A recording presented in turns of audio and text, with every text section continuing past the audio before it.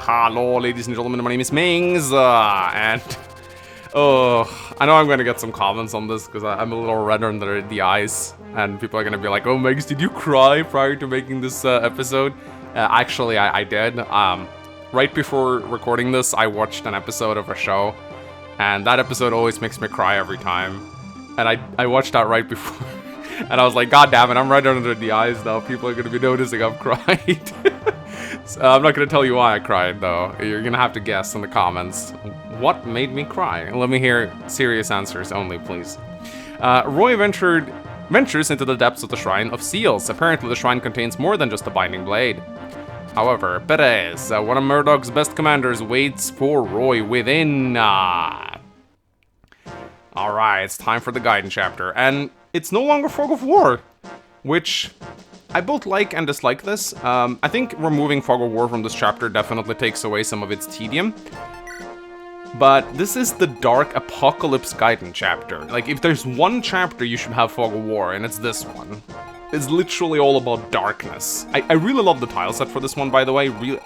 Really well done. Looks really amazing.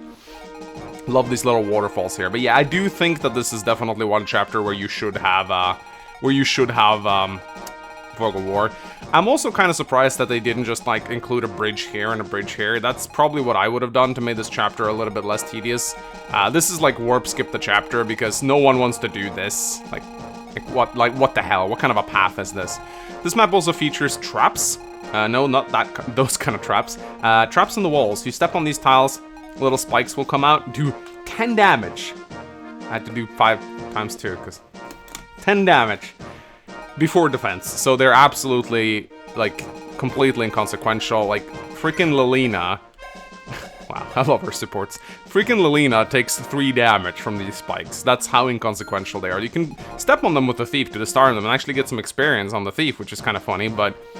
Which is a mechanic I think is really underutilized. I would love to see that mechanic being used more. I don't know if that mechanic actually exists on FE7 and FE8, because I remember I wanted that for my Mangs dungeon map, but I was told it was too difficult to pull off, so I'm guessing you have to, like, import that or something. So that was just a mechanic that they just scrapped. Another annoying part about this map, I don't know if it's still here, but these chests have a 50% chance to either give you an elixir or a 50% chance to spawn a manakete. So I hope they took that out, because that's probably one of the silliest parts of this chapter. I remember losing a Thief here during my very original Let's Play. I don't know if it was Chad or a Stofo. Someone will probably go back and check, I imagine. But I do remember discovering this. I don't think I knew at the time, actually. I played the game a lot of times, but I did... That really caught me by surprise, I remember. Really, really, really dumb. So yeah, this is gonna be an easy warp skip, I think. Lilina has the warp staff. It needs to be Hammern, though. And I'm going to Hammern it, so that should be quite easy to do. I have 2 uses left of my Hammern, and yeah, it should be pretty simple for me. That means effectively I have 11 uses left of the warp staff, so that it should be enough for the rest of the game. The battle was lost? Yes, it appears so. I wish I could have been on General Murdoch's side when he fell.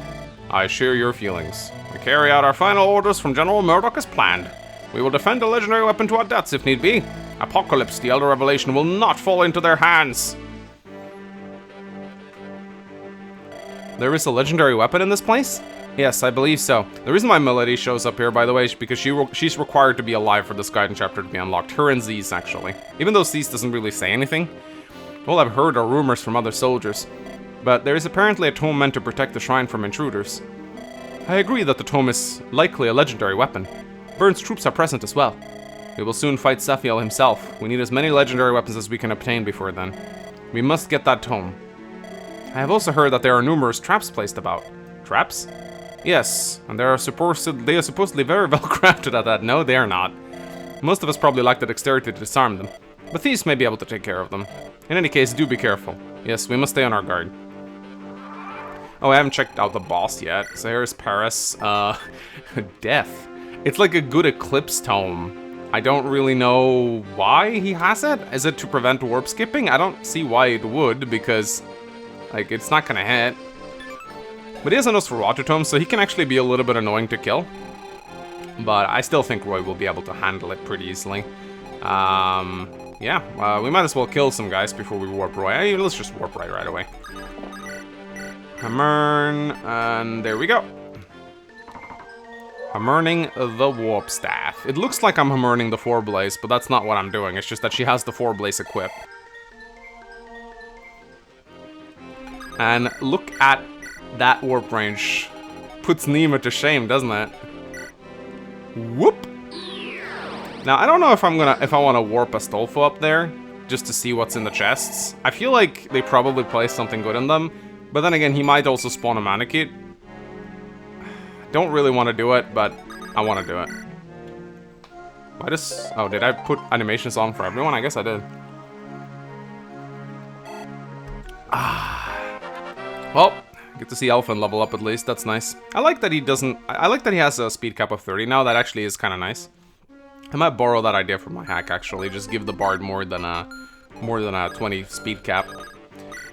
So, I'm pretty sure Astolfo will survive here. There are some scary enemies here, though. We have this guy with Fenrir. We have this guy with the silver bow. They have 102 hit. What's Astolfo's avoid like? 62, so they'll have like a 40% chance to hit him. I think he'll be okay. If I take out, like, the Dark Mage with Roy, then it's probably safe for me. Oh, please tell me I put a lockpick on him. I put a lockpick on him, didn't I? Oh, god damn it, I didn't put a lock... God damn it! Okay, you know what? Screw this, I'm gonna reset.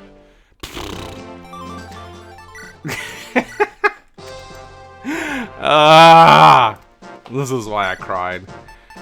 Alright, there you go. God, so stupid. Okay. Let's try that again, shall we? So, by the way, no, it is Sea's Throne. Like, I got really caught off by the Murdoch thing last time. Because, I'm so used to every chapter in Binding Blade being a throne Seas. So, I always think you have to, like, warp in a boss killer, then warp in the Caesar, but no, you could have just warped in the boss killer, so I didn't need to waste a lot many warp staff uses, but yeah, that was kinda...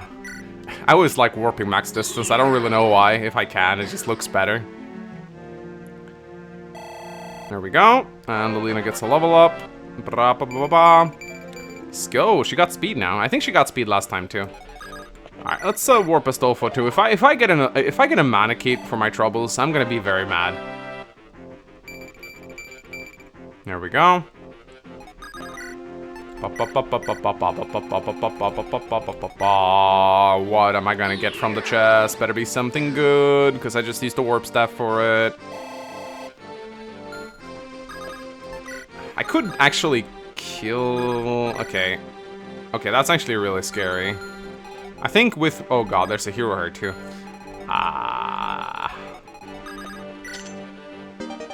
Okay, that's actually pretty nice. Okay, so there we go. There's the Tempest Blade. Okay, so that's the one that's effective versus flyers. That's what I should have had against the Wyverns.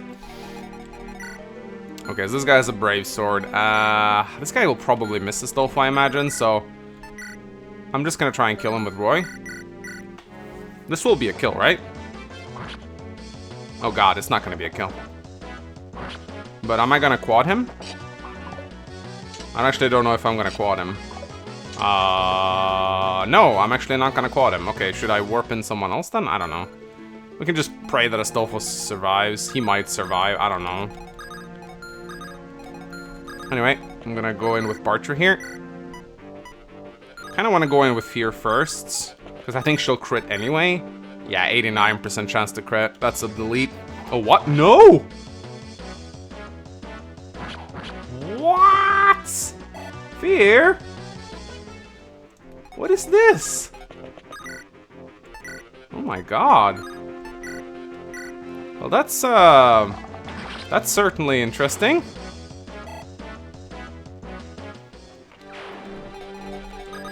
Okay, well, kind of annoying, but what can you do, man?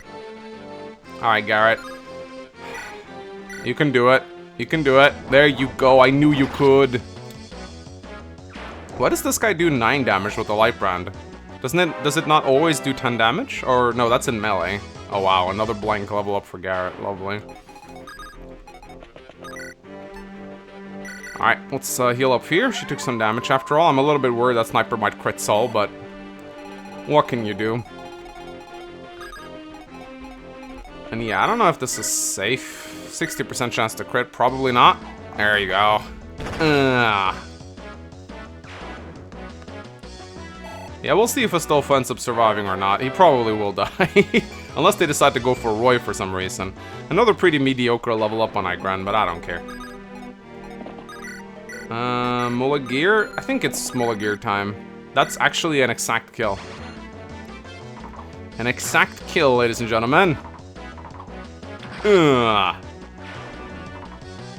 then if we can take down the Sniper as well, then I do believe Astolfo should be the only one at risk right now. Yeah, we can do this easily. Oh, there is a hero there, though. But that's okay. Hero's not gonna kill Lou. As long as we take down the Sniper, I think we should all be okay.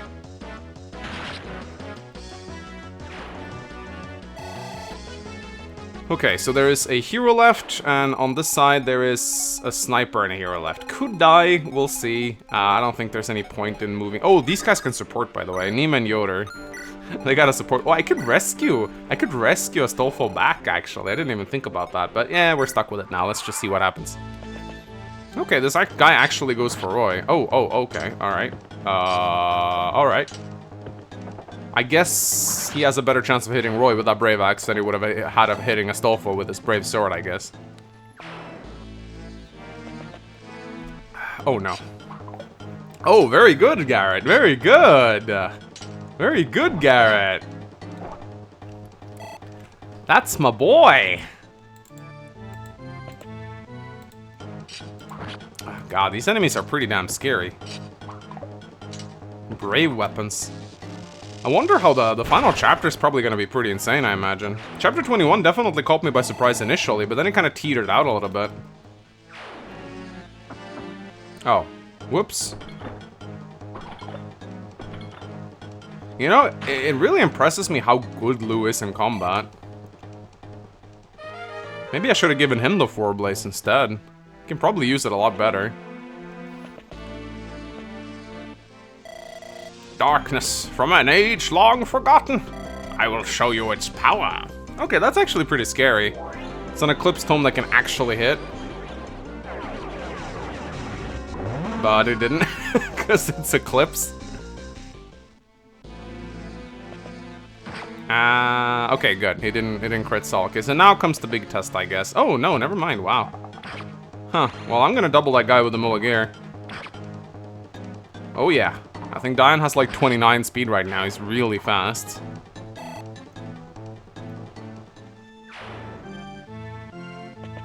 Okay, are we done? God, there's a lot of enemies on this map. Yeah, so this is gonna be the big tests. One from... Okay, actually, no, I think Astolfo is so bulky he takes a Fenrir to the face. In fact, I think the Druid...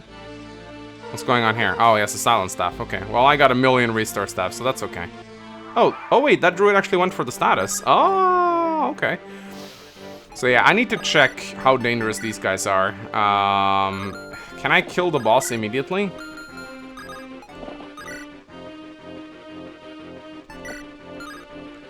If I use the Multet... I think the Brave... Yeah, the Brave Lance will kill him, I think, even if he hits an Nosferatu on me. The problem is there is a lot of other guys around there. I don't know what the smartest thing to do right now. I mean, if I guess, okay, what's the range on the Brave Bows? 1, 2, 3. If I attack the boss with the Multet from here, I don't think the generals will reach me. So that's actually probably the safest course. And I'm. The question is though, can I hit Roy with the Physic with Lilina? I think I can. I mean, Lilina has the best warp range. Yeah, she's the best range in the game right now. Nima will be better than her, I think, after this chapter. Because Nima can equip the Apocalypse to get 5 magic. What's Nima's magic? 27, yeah, so she'll have 32 magic. So she'll actually have 1 extra warp range over Lilina. So Nima will be the queen of warping after this. But, for a little while, Lilina was the queen of warping. Just 1 chapter. She had better range than Nima. Wouldn't really have mattered in this level, though. But yeah, I think I'll do that. I'll go up here. I'll equip the Malted. I'll hope that I'll kill him. He could Nosferatu me. And that would suck. Oh, he did. It did Nosferatu me. Okay. Okay, well, hopefully we'll be okay here. Hopefully we will be fine. I'm gonna dance for Lilina. I don't think I'll be able to hit Roy anymore. Pretty sure Roy's outside the physic range right now. God, look at all that green. But we can do this with a Astolfo at least, and we can get the other chests. We used to warp, we might as well get some value out of it, right? And yeah, these guys actually are pretty scary. There's another sniper over here too. I don't know how big of a fan I am of this, especially considering there's so many guys that can attack him now.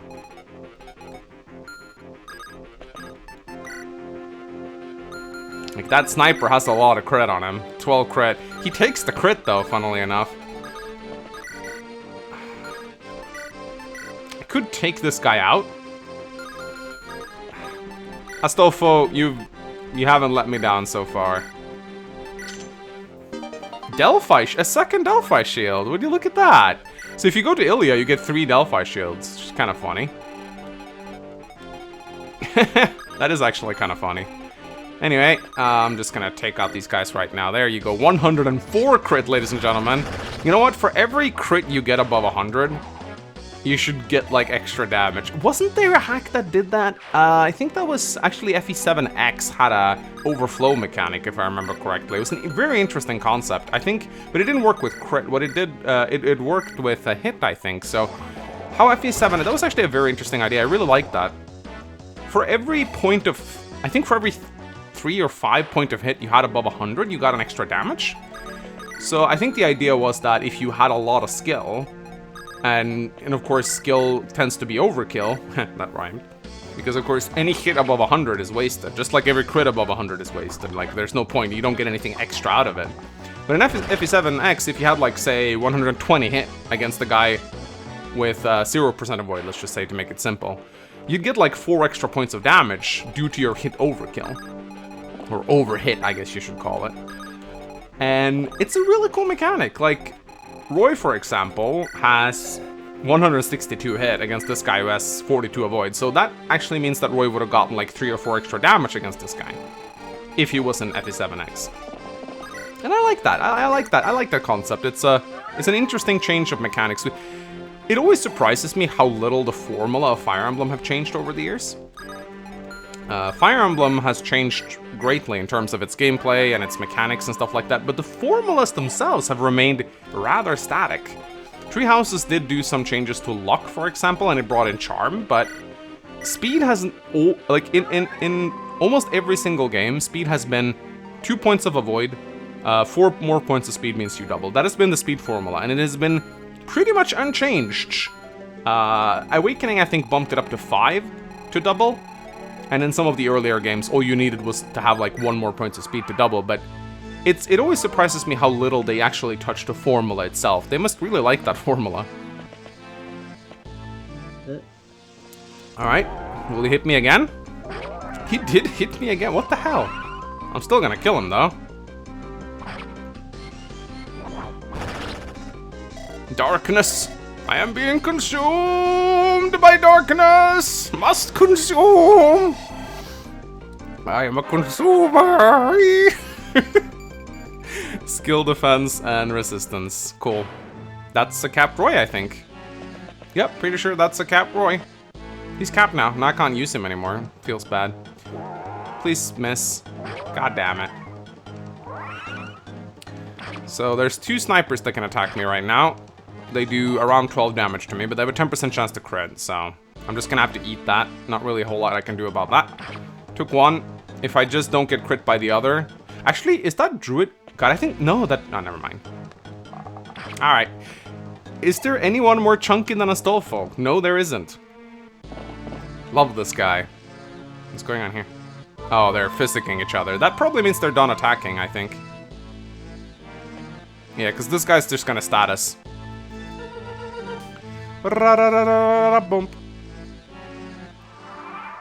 Alright, well, that was fun. I guess, just for good measure, I might as well use up my last physics stuff. Or else it's probably just gonna rot away in my convoy, I imagine. Man, Lilina's got some insane magic on her. And then we'll kill a sniper, I guess. Might as well get some experience out of it. I'm kind of surprised the Stolfo isn't capped yet. I've used him a lot. I think he's like pretty high level now, right? And he gets increased experience gains too. Yeah, he's level 12. Very nice. Classes that gain boosted experience gain, like that's a pretty good mechanic to have. Like, this is a pretty good feature. I think it's pretty undervalued. Like, I think Valkyries and Bishops get boosted experience gains in FE8 as well, whenever they fight. It really makes it a lot easier to level them. But yeah, look at that. 20 defense. Capped his defense. Pretty nice. Alright, I don't really think there's anything else we need to do in this map, so let's just go ahead and seize the Tron. People have asked, what happens if I do this? I don't think anything happens. Now, there we go. Elfin, do you know what this spell tome is? It is probably Apocalypse. Apocalypse? Yes, it is also known as the Elder Revelation. It was used by Bramimon, the most enigmatic of the 8 legends. Bramimon? I've heard the name, but nothing more. We know not if Bramimon was man or woman, young or old. Nothing specific is written. What is Bramimon's pronouns? That's unusual. Roy, is something wrong? No, I was just thinking. About what? There always seems to be traps where legendary weapons lie. Perhaps they are meant to keep the unworthy from wielding them. Maybe so, but the traps are so intricate. No, they're not. I feel there must be something more to them than that. I have wondered the same thing. I shall see if there's any information on the subject. Yes, thank you. Yeah, the apocalypse is here, boys. 28 freaking might. Are you shitting me? They buffed Apocalypse's might? Wait, no, actually, I don't remember what Apocalypse had in FE6. It could have... Nah, I don't think it had that much. Did it? It's pretty insane. And this is how you obliterate an entire race of dragons with a crit. Lord Roy, the sword in the altar. This must be the Binding Blade. I can't seem to draw it from the stone. It's sealed in the altar. You must use the Fire Emblem. Use it? How? Princess Guinevere said that it goes in the socket on the hilt. Whoa, what's happening? The blade is glowing. Now I should be able to draw it.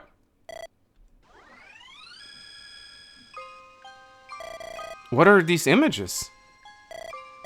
Are they the Binding Blades? No, Hartmut's memories? Who is that? Roy's tripping, yo. I don't understand what I'm feeling. It's very, Lord Roy, are you alright? Yes, I'm fine. So this is Hartmut's sword, the Binding Blade. Am I really worthy to wield it? It is said that only truly magnificent swords choose their owners. The sword is in your hands now. It has chosen you. But anyone with the Fire Emblem could have taken it. In theory, perhaps so. But it was you who reached it. This is fate. Now that we have the Binding Blade, all that's left is the King of Bern. We mustn't tarry. You're right. Sephiel must be stopped. Binding Blood. Okay, they buffed it. Of course they did. Luck, defense, rest, +7. Alright. Okay. Oh, 20 might. Really?